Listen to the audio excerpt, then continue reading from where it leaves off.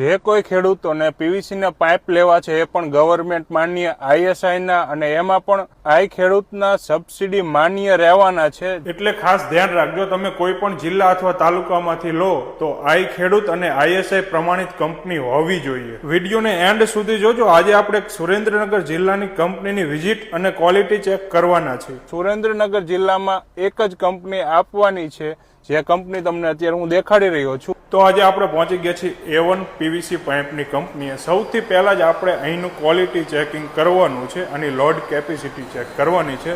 આ લાઇન ઉપર બનતો પાઇપ લઈને જ આના ઉપર આપણે ટેસ્ટિંગ કરવાનું છે।